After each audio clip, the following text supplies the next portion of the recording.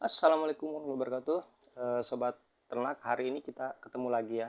Dan pada kesempatan ini saya akan melanjutkan paparan video yang sudah kita bahas atau sudah saya bahas pada materi yang kemarin ini ya. Kemarin ini atau yang sebelah sini nih. Nanti teman-teman bisa cek lagi di video itu. Nah, pada hari ini eh, saya akan masuk ke materi yang judulnya adalah perlakuan DOC ya, atau persiapan tahapan sebelum DOC itu check in. Check in itu artinya masuk ya. Jadi ada beberapa tahapan yang kita lakukan, mulai dari desinfeksi, kemudian pemasangan sekam, dan pertama kali DOC masuk, bagaimana kita memperlakukan air minum, dan mengamati kondisi pertama DOC yang masuk. Oke. Nah, untuk pada kesempatan ini saya akan memberikan atau mereview salah satu video saya yang dilakukan pada saat pertama kali DOC masuk ya. Jadi nanti teman-teman bisa ngelihat juga bagaimana kegiatan tim kami di perkandangan ini mempersiapkan DOC yang akan masuk.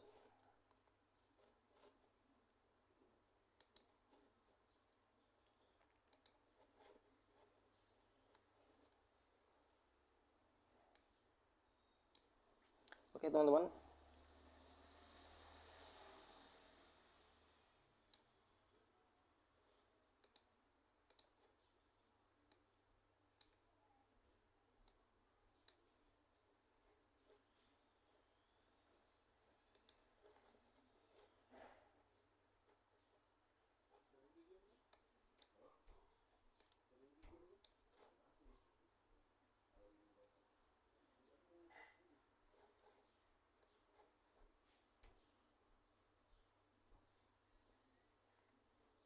Oke, ini ada beberapa persiapan untuk desinfeksi. Nah, di tempat kami ada satu bahan desinfektan yang kita gunakan, namanya iodin. Iodin ini memiliki keunggulan, salah satunya adalah tidak bermasalah ketika digunakan oleh unggas ya, ketika terkena mata atau terminum oleh ayam-ayam kita. Nah, jadi karena itu kita gunakan. Karena ada beberapa jenis desinfektan yang memang ketika dimakan atau diminum oleh ayam itu bisa berbahaya buat kesehatan.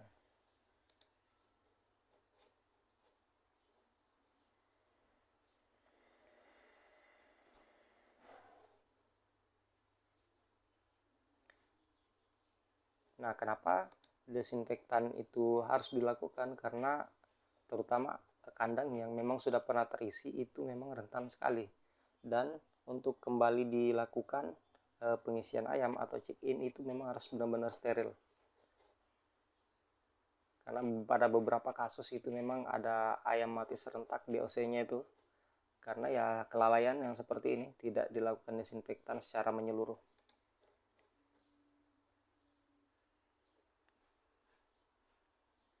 Nah, untuk takarannya itu ya bisa masing-masing nanti bisa disesuaikan ya. Bisa disesuaikan dengan kebutuhan kandang.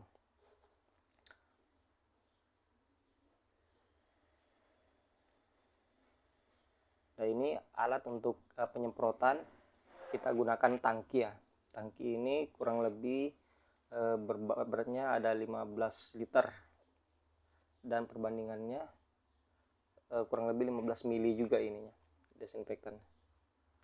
Oke, ini adalah tahapan awal. Jadi untuk dilakukan desinfektan dan penggantian sekam itu lantai itu benar-benar harus dibersihkan, lantainya disapu, kemudian dinding-dinding apalagi yang sudah pernah digunakan itu benar-benar harus disterilkan.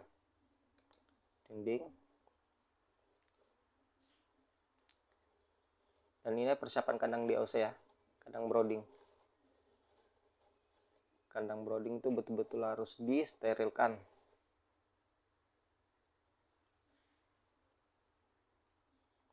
Nah, selain di dalam, di luar, di area luar kandang itu benar-benar harus steril juga ya. Jadi di tempat kami itu yang benar-benar harus disemprot supaya tidak ada bakteri yang tersisa. Dan setelah disemprot, biasanya ini kita tambahkan atau gunakan campuran kapur, jenisnya kapur dolomit ya. Kapur dolomit ini fungsinya salah satunya adalah untuk mengurangi bau-bau amoniak, intinya bau-bauan di kandang lah, dan membantu sekam itu biar kering ya, sehingga tidak perlu terlalu sering penggunaan atau gonta-ganti sekam. Nah, ini adalah kemudian setelah proses itu dilakukan, kandang-kandang sekam ini ditebar secara merata supaya tidak ada yang bergundukan dan kehangatannya itu merata, dan dengan ketebalan kurang lebih 5 sampai 8 cm ketebalan sekam untuk kandang DOC. Nah, ini seperti yang sudah dijelaskan di video sebelumnya, kita menggunakan pemanas. Indukan gasnya ya ini.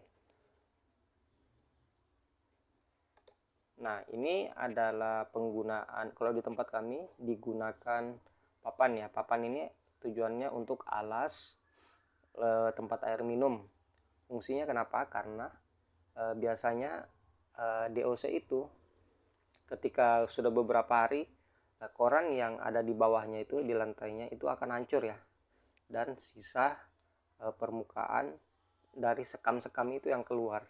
Nah, kebiasaan DOC itu akan saling mengais-ngais lantainya, terutama DOC kampung itu akan mengais-ngais, kemudian akan naik ke air dan akan tertutupin. Itu ketika tidak diantisipasi, dia akan menyebabkan dehidrasi, karena kalau sudah penuh sekam itu pinggiran tempat air minumnya, dia ayamnya tidak akan minum lagi karena parunya masih kecil, dan ketika itu di luar pengawasan akan mati. Seperti itu teman-teman. Karena itu kita gunakan papan kecil untuk alas supaya dia posisinya tinggi, tidak tertutup oleh sekam. Dan ini harus disterilkan juga sebelum masuk kandang.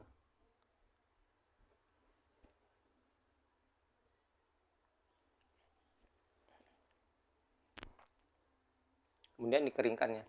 Nah, ini yang saya maksud. Jadi kandang brooding ini setelah ditebar sekam itu kemudian ditutup koran ya. Tujuan dari koran itu pertama untuk menjaga, untuk memudahkan akses dari DOC-DOC ini supaya bisa menjelajah daerah kandang brooding itu secara leluasa tanpa hambatan. Selain itu, kandang DOC itu kan masih sangat lemah, sangat lunak kulitnya ya. Ketika dia langsung setelah umur 1 hari itu baru netas, dia langsung menyentuh sekam, itu bisa luka dan bisa berujung cacat. Karena itu pada umur 1 hari itu kita kasihkan alas ini dulu supaya mereka tidak luka dan lumpuh kakinya. Selain itu tidak langsung kemakan ya, karena mereka tidak bisa membedakan mana makanan dan mana sekam.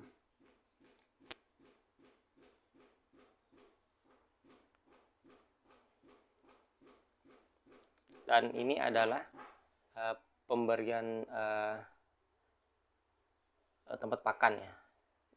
Teman-teman bisa menggunakan jenis apa saja, yang penting sesuai kebutuhan. Kalau di tempat kami biasanya perbandingan 12 tempat pakan dan air minum itu untuk 1000 DOC. Nanti berlaku kelipatannya seperti itu. Dan ini tempat air minumnya sama. Nah, seperti biasa ini kita harus selalu cek suhunya. Sebelum mereka masuk itu cek suhu. Usahakan agar selalu tetap di antara 33 sampai 34 derajat. 35 itu masih aman. Jadi, usahakan kandang brooding dalam suhu itu ya. Karena kalau kurang itu bisa menyebabkan DOC kita kedinginan dan efeknya bisa mati. Nah, gini teman-teman.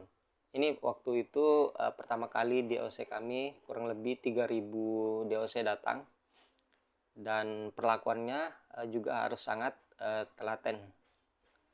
Nah, di tempat kami ini pada bagian ini nampan ini kita isi air rebusan air gula merah. Jadi air gula merah itu fungsinya untuk mengembalikan energi dari DOC yang hilang selama perjalanan, apalagi yang perjalanan jauh. Itu butuh asupan energi baru. Kalau tidak dia bakal lemas, teman-teman. Tidak bisa recovery dengan cepat. Kan biasanya ketika DOC baru datang itu kan kotaknya ini. Jadi kita hitung sekaligus, kita turunkan satu persatu seperti itu.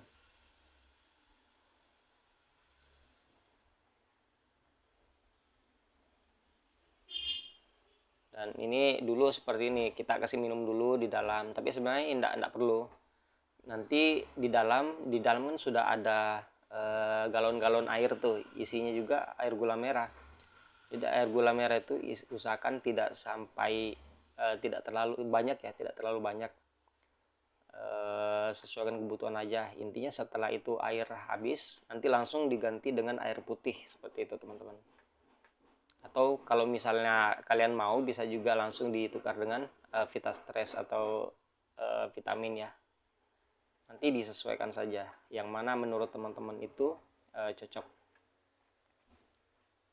Nah, bagi yang belum tahu bagaimana sih kita ngelihat ciri-cirinya suhu itu sudah sesuai atau belum, apakah dia kedinginan ataukah dia kepanasan. Nah, jadi berdasarkan pengalaman yang kami kerjakan, jadi ketika ngelihat DOC kita itu kepanasan atau tidak, dia akan terengah-engah dan mulutnya itu ngap-ngapan ya, ngap-ngapan dan menjauh dari indukan gas atau sumber pemanas. Dia akan menjauh, teman-teman.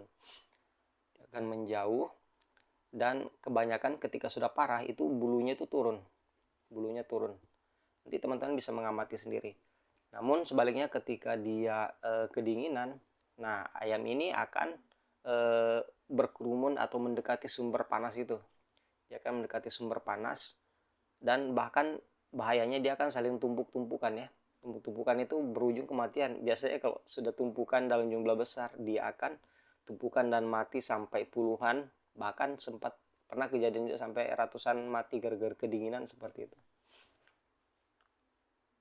Nah, seperti itu teman-teman. Nah, intinya ketika masa awal ini, apalagi DOC baru masuk ini, itu usahakan memang sekam itu dalam keadaan hangat.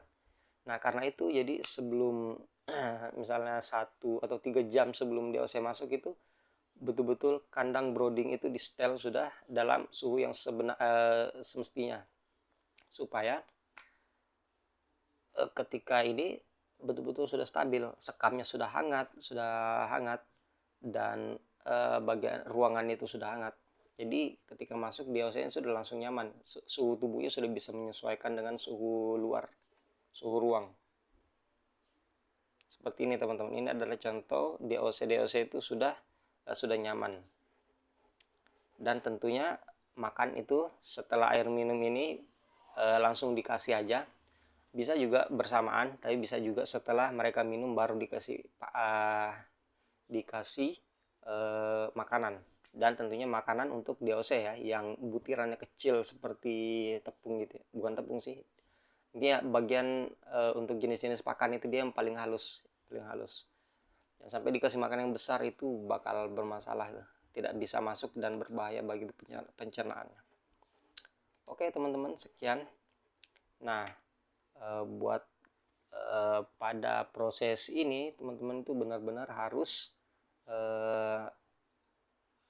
telaten ya, harus telaten. Karena ketika kita tidak bisa telaten pada masa brooding ini, usahakan dalam masa 3 minggu itu bisa terpenuhi segala kebutuhannya. Misalnya meskipun dia membutuhkan suhu 3 sampai 34 derajat, dia tetap harus mendapatkan udara segar. Udara segar itu caranya seperti yang sudah disampaikan kemarin, bahwa dibuka dari awal, dari tirai terbawah, kemudian naik ke atas sampai akhirnya lepas. Dan sampai kandang brooding itu betul-betul dikekep atau ditutup rapat sehingga mereka kekurangan oksigen dan ujungnya juga akan mati. Oke, sekian dan terima kasih.